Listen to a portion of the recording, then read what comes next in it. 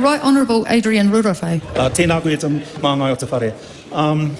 I stand in support of the amendment moved in the name of the Right Honourable Chris Hipkins, and I do so for a number of reasons. Before I get to those, I just want to make a few comments, actually. Madam Speaker, there's no winners in this debate. Right. Each party in this House might think that they're winning by talking to the people that support them, but there is no winners in this debate. None.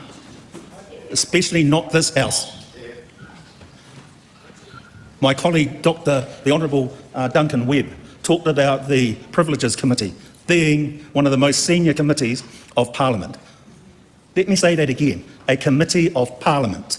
Not a committee of the government, a committee of Parliament that should be holding to account actions of members of Parliament as the Parliament, not as the government. It's demonstrably clear to me that it is the government that is punishing the members today, not the Parliament. Because if it was the Parliament, we would have support of every party in this House, like we have had many other times when members have been referred to the Privileges Committee. That is a dangerous precedent, and I'll tell you why. It's most dangerous for the future of the Privileges Committee. People need to calm down. Seriously, this is a serious matter. They should keep their interjections to themselves. The Privileges Committee of the future will have a new precedent, without a doubt. A new range of penalties against members who err in the future. You can guarantee that. You can also guarantee that government of the day in the future will feel very free to use those penalties to punish their opponents. This is what we are doing in the House today. Just because you hold those benches today does not mean that those three parties will hold them in the future.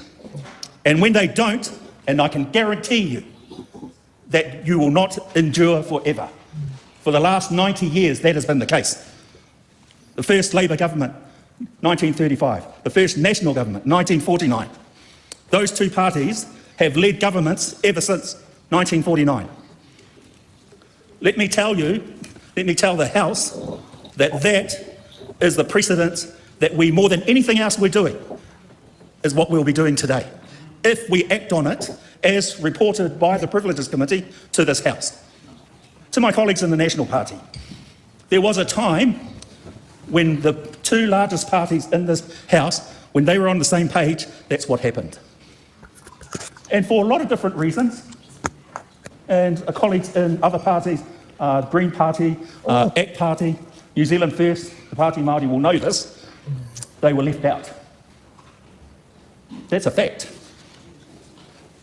I implore colleagues in the National Party to think twice about accepting the motion that's on the table. I also implore Te Pāti Māori to actually think about what the Honourable Willie Jackson has suggested. It's not for me to tell colleagues to apologise, but as he said, it might go a long way. And one would need to think clearly about what is the long-term strategy. I'm going to say this because I knew her better probably than anyone in this House. Tariana Turia would never have agreed to that. Never. When she came in here as the leader of the Māori Party in 2004, she worked harder than any other MP in here.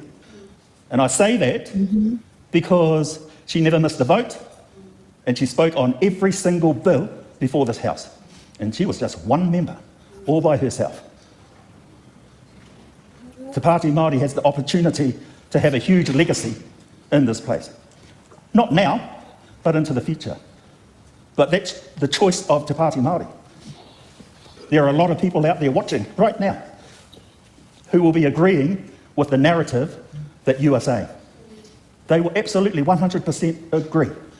I say to them that when you come into this House, you swear the oath, whether it's on the Bible or on your word, you agree to the rules of this House. You can't have it both ways.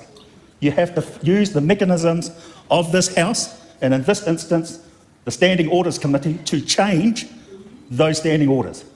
And Te Pāti Māori have been here for 21 years and have ample opportunity to do that.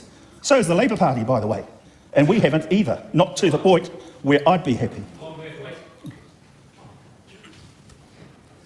I'll answer that interjection. You're here, you're in this house. You have the opportunity to change it. Absolutely, change it. You can't change it from not turning up for a vote in the House. That ain't going to change anything. Mr. Chair, Mr. Speaker, I totally agree with the leader of the Labour Party and the speech that he gave last week, the week before, and with Dr. Duncan Webb as well, with our differing view on the Privileges Committee report.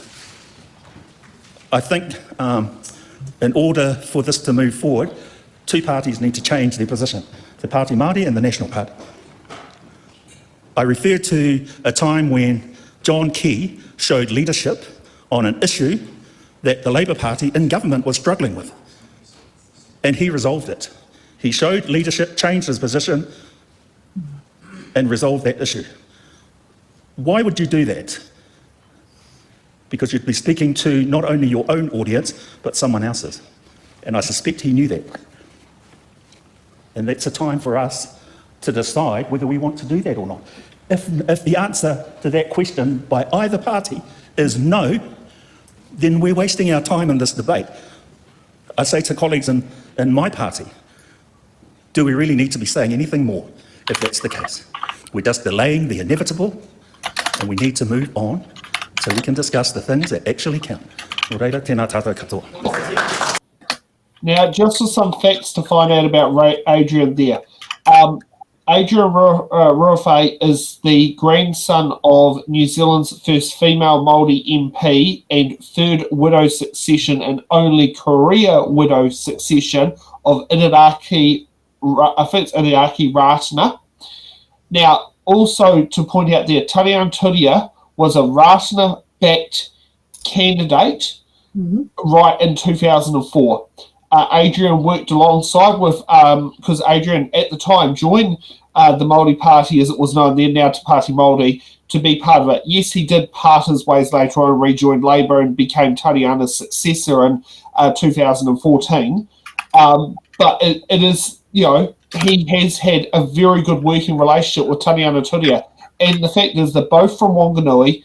They both have, you know, which is the capital of the Te Tai Hararuru electorate. And they have, you know, they've had long-standing working relationships.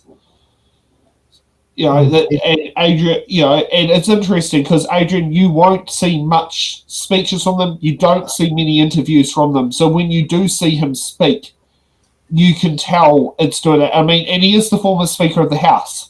So there is kind of that mild convention where you kind of sit in the background and observe. Yeah.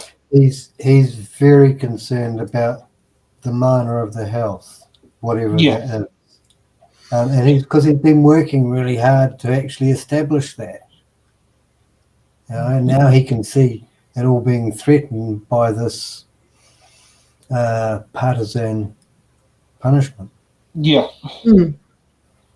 And I think from his work within Ratana, etc., he understands very much how important it is to maintain the integrity of whatever institution or organisation it is that you're trying to build up. Yeah. Yeah. And it's actually interesting. He follows many foundations of his grandmother. There are many foundations. Yes, they're sitting in Parliament 50 years apart from each other. You know, it also is interesting, he mentioned the year 1949. For those who want to know, that's the election his grandmother became elected as an MP after the death of his grandfather. I think that's Mātua Ratana. Sorry, I haven't got any notes on the screen on that. So 1949 for him is a very big year because it was a year where history was made in the making. And I can tell you right now, my grandmother is probably one of the few people who can actually, you know, know that Iriaki Ratana is the first female MP, Māori MP in Parliament. Most people refer to the second one being Whether Turakatini Sullivan. And that's literally because of time. My grandma is one who remembers it, because it's also 1949 was the first year my grandma voted. Yeah. So it's a very interesting year, and it's the first year that my grandparents were school teachers in the New Zealand education system as qualified teachers. And Winston Peters was 4. Yes, and actually, funny enough, now which school did Winston Peters go to? Because Granddad was the deputy principal of Rawiri DHS in 1953. Which is the same year Dad's sister Judy was born. But yeah, because I do know Winston is from that part of the country, but I don't think it was that far up. Anyway, the focus of Adrian's speech was very much what I expected, because he's very concerned about the minor and integrity of the institution which he serves. That's why it's dead serious to him. It is dead serious. Yeah. But it would just be great if the current institution had integrity and mana. I know. I think he's building it up where maybe it doesn't exist. But I also think that he put a lot of effort into it over the years, and he feels like it's all at threat now. It's all just being wiped away.